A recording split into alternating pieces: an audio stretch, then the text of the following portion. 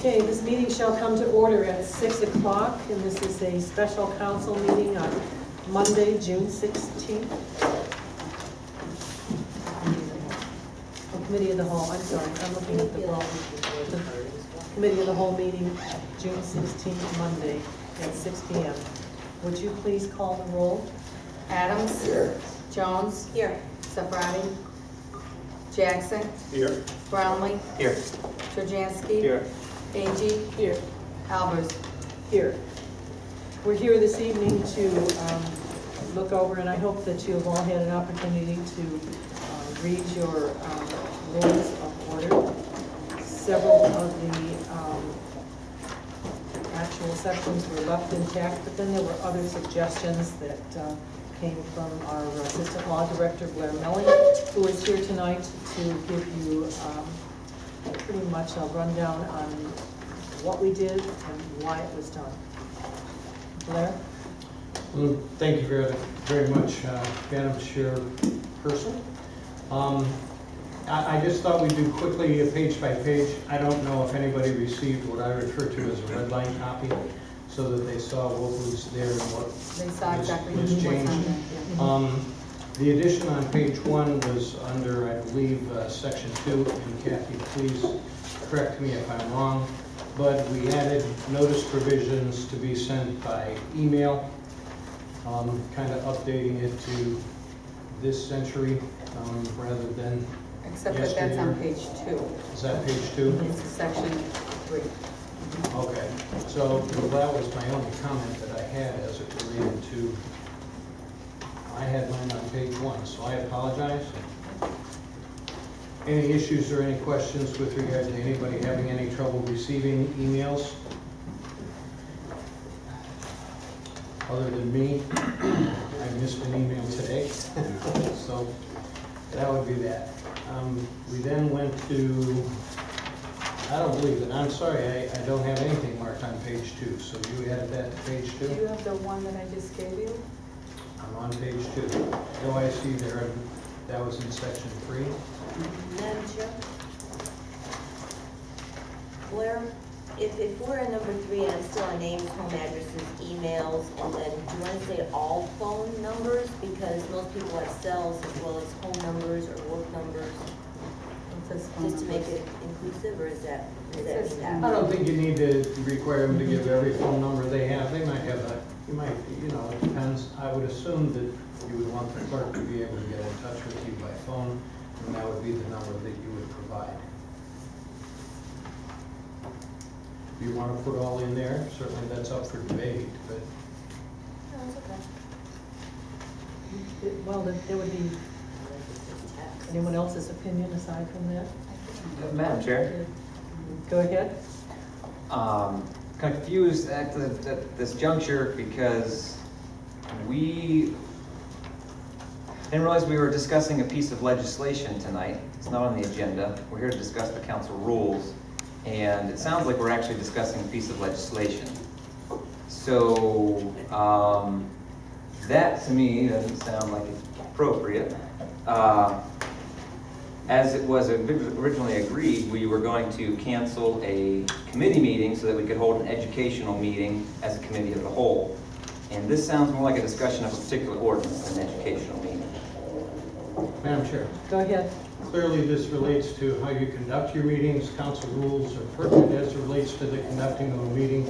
It is in the form currently of a resolution for consideration that I understand will be on first reading, and committee of the whole would be entirely appropriate to have that discussed as part of the rules as to how you're going to comport yourself as a council in the meeting process, which this clearly indicates meetings, notice of meetings, how you're going to receive notice, and I think that's just as pertinent as rules of how meetings are going to be conducted. I'll defer to council if you'd rather wait and have this discussed at first reading. That also would be appropriate.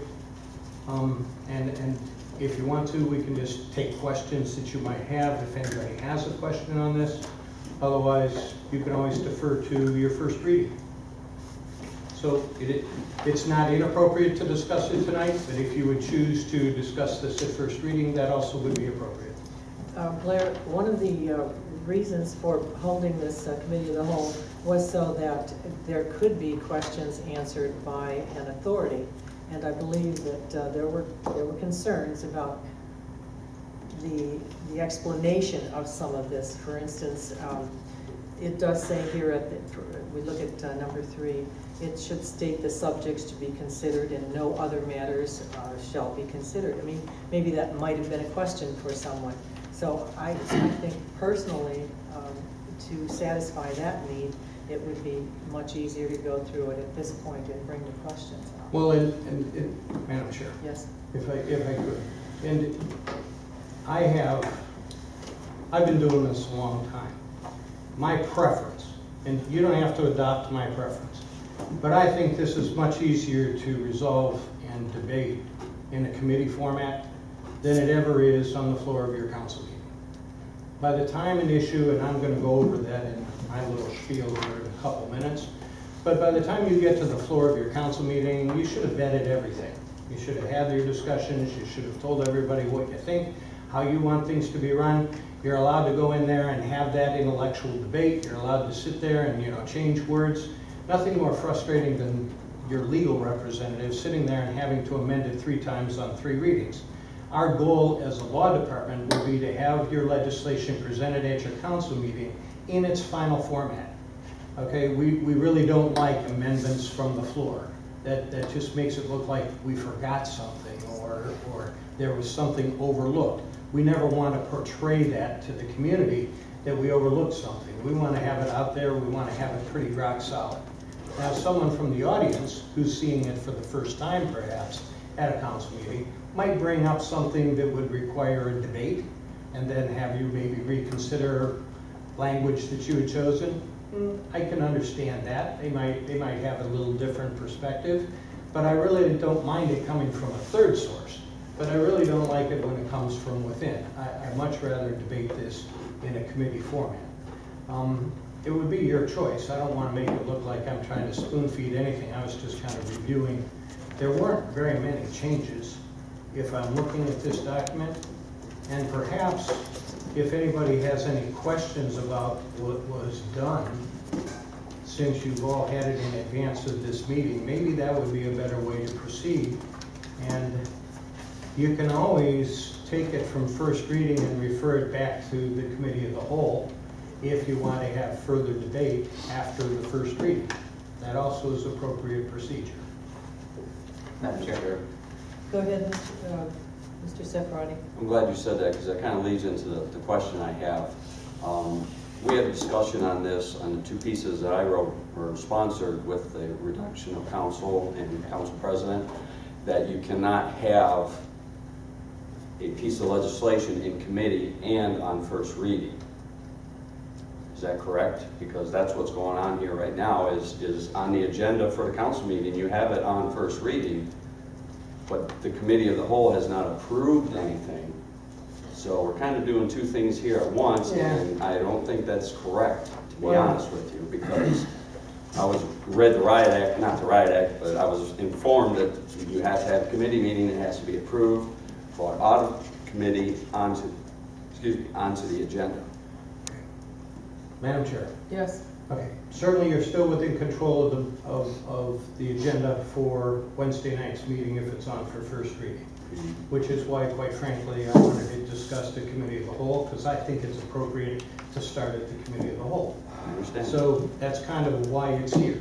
If this committee were to determine not to have it presented on Wednesday night's meeting, that can always be removed from the agenda for Wednesday night's meeting. So I think we still have the cart and the horse in the appropriate order because it's being discussed this evening. I really encourage everybody to try and start this legislative process in your committee structure first, rather than inundate the agenda of your council meetings with things that have not been fully vetted and fully discussed as a council. So that's kind of why I keep leaning and coming back to having this discussed this evening as a committee of the whole, because I think that's appropriate. Madam Chair. Go ahead, Mr. Brownlee. If we turn to page 10, which is regarding committees, we have the answer to Mr. Cefaratti's question. If you look in F, which talks about, or E, which talks about committees, and then 8, subsection 8, action of a committee as it's amended here. If you read in the second sentence, starts with no committee. It says, no committee shall consider or hold a hearing on any proposed legislation until it has been introduced in council and referred to the committee. So we clearly cannot consider a piece of legislation until after it's been introduced at a regular council meeting, which this piece of legislation has not. So it's very clear right there that we cannot consider this piece of legislation this evening, which brings me back to my original point that this meeting was called as an educational meeting, not as a meeting to consider legislation. So therefore, obviously, we should move forward on general educational principles of how to conduct meetings and parliamentary procedure as opposed to consideration of this specific piece of legislation. I've said my piece. I'm sorry, Madam Chair, Go if ahead. I could be recognized. The introduction of legislation by council, I implore you to think about getting that to be more clear. In my opinion, certainly council can refer matters to committee. I think that's very good. The audience member stands up, makes a comment about how I think we need a traffic light at a certain intersection, or a stop sign, or no parking on a street, and that council then could take the action to refer that to committee for discussion, debate, and possible proposed legislation.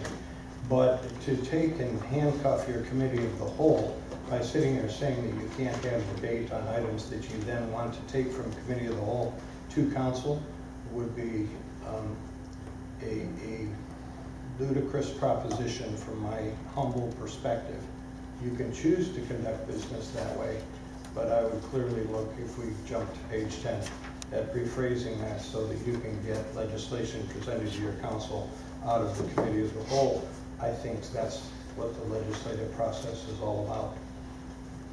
But this council, Madam Chair, if you wanted to ask them their respective opinions, I do not need to discuss this tonight.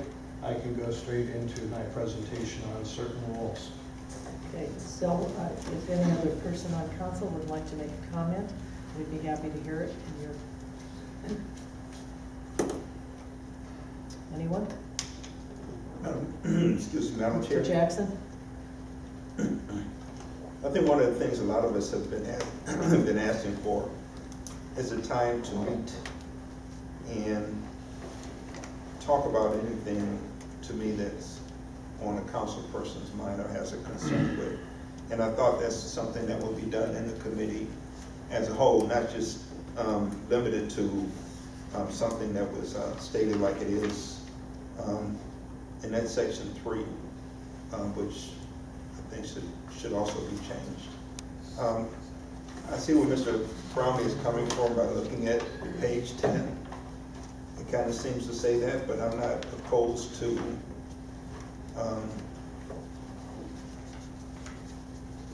bending or looking at things or reviewing things anytime. Kathy, go ahead. I just want to make note that there are many things in these rules that is direct wording from the charter. And I know that the charter is specific on what is stated in a notice is what you talk about for special and regular meetings. I'm not sure about the committee meetings, what it says, because I don't have the charter in front of me. But I do know for special and council meetings, it's specific. Oh, here it is. It's got the charter. Let me check. While she's checking, if you'd hold just a moment, please. We had talked about an education and an explanation of these rules, and I had thought that this would be a perfect opportunity to pull out the questions and get them answered. And if I'm mistaken, I'd like to be corrected, but let's wait for Kathy's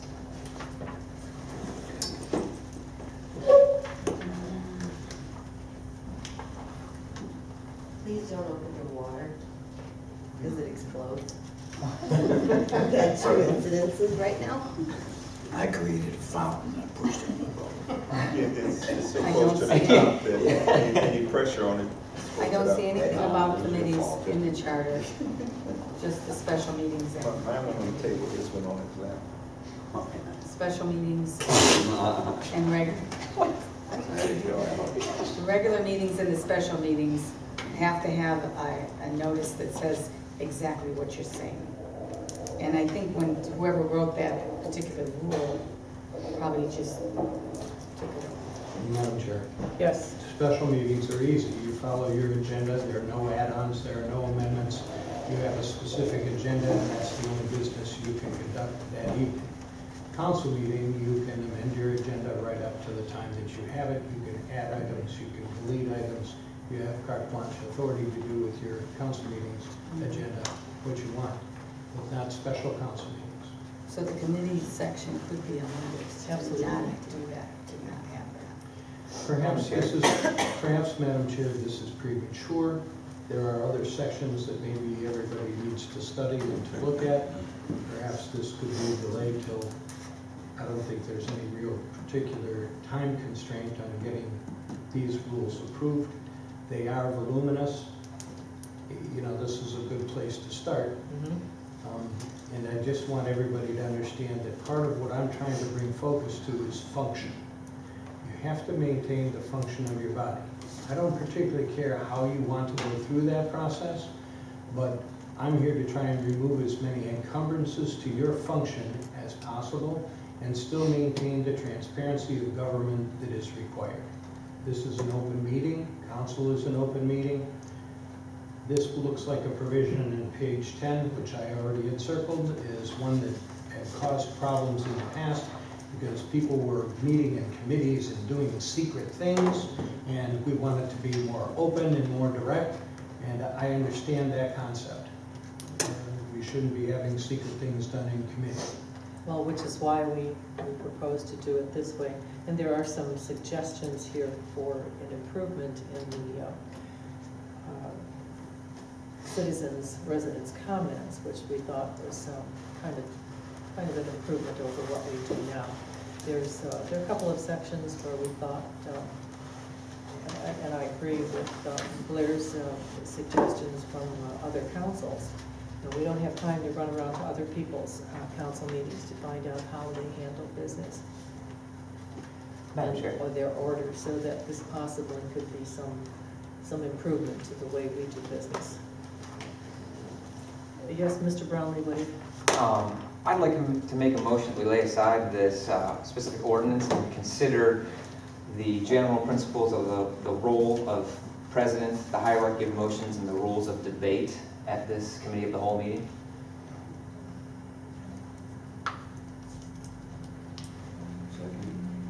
Second. Was that Ron? No, I believe it was Anthony. Anthony. Would you repeat the motion so I could get it, please? Yes, ma'am. It's to set aside ordinance 2014-48 and to consider the role of council president, the hierarchy of motions, and the rules of debate in general.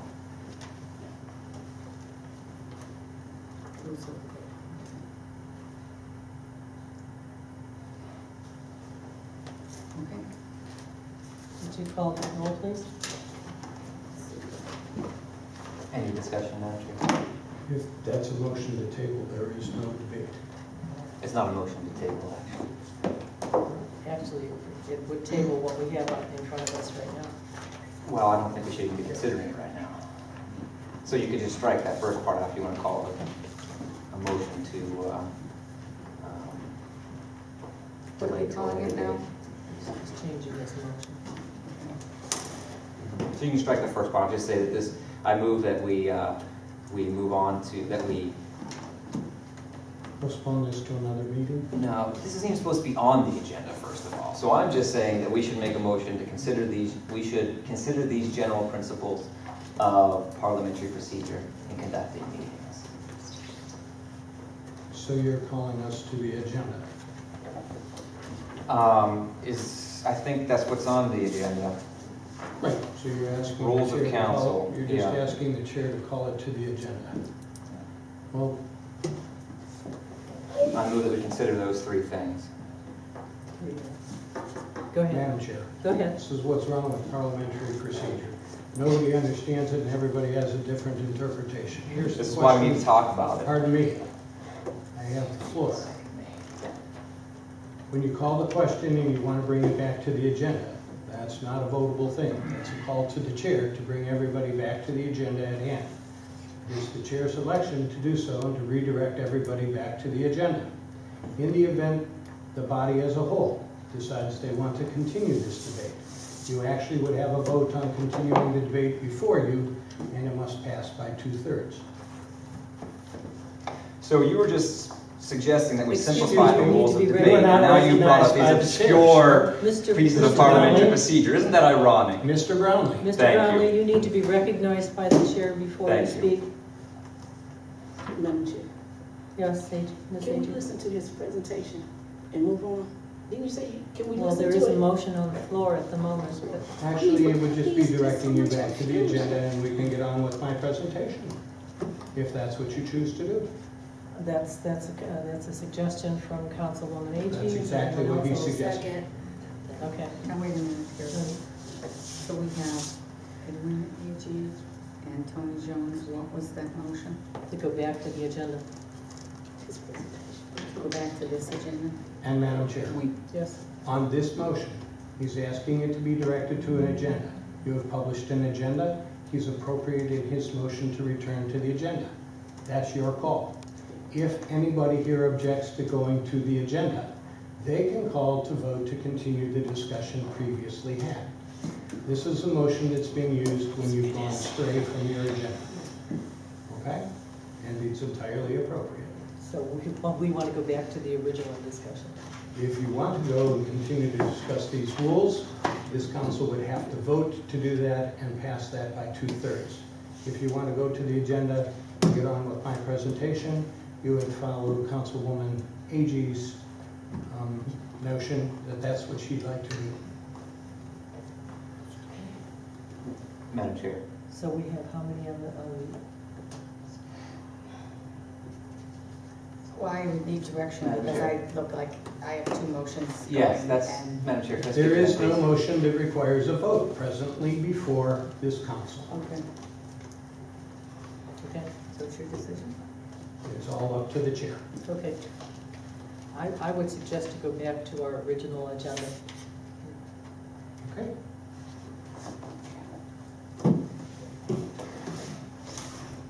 I think we've just had our first, if I can proceed then? Absolutely. We've just had our first lesson as to why I deplore certain aspects of parliamentary procedure. To get everybody started, I want everyone to understand that I do not consider myself an expert in parliamentary procedure. I would probably have good debate that there's some person here present in this room or in this community that would be better at parliamentary procedure than I. My job as your legal advisor is to proceed in an orderly fashion and to get on with the business of the city. And to that end, I will tell you that I have gotten through 25 years of public service and 25 years of conducting myself at meetings like this on a book that's this thick, rather than the book, if it's as thick as the one Mr. Brownlee is holding in his hand. The actual Robert's rules that conduct themselves in parliamentary procedure is voluminous. The condensed version is, I think, 368 pages long. There are people that have doctorate degrees in parliamentary procedure and write their theses on debates between the different provisions. So my job is to simplify, simplify, simplify so that we can get on with the business of the city. So I've tried to limit my discussion here, at least my initial presentation, on some of the pitfalls that I think people have with regard to how to conduct their meetings. And I don't want to talk down to anyone, but I can clearly indicate that I can clear up issues that you might have or questions that you might have as to what can be done and what can't be done, and how to go about doing that in a cogent, functional way, so when it happens, everybody recognizes what's happening. The whole purpose of procedure, in my opinion, is to get to the objective at hand. You might have divergent objectives, but your purpose is to get your point across in whatever way that's appropriate. So, in conducting the meeting, and it befalls the chair and your legal representative to conduct the meeting in an orderly enough fashion that everybody gets the opportunity to speak their mind, everybody gets the opportunity to state their objective, everybody gets the opportunity to have that objective either realized by a vote of the body or not realized by a vote of the body. And I promise you that I will get you there. That's my job. I will make sure that that gets out so that everybody understands what's done. What we lose sight of a lot of times, though, is what is the objective. Because your paramount duty is a fiduciary one to the people that you've been elected to represent, to get on with the business of the city.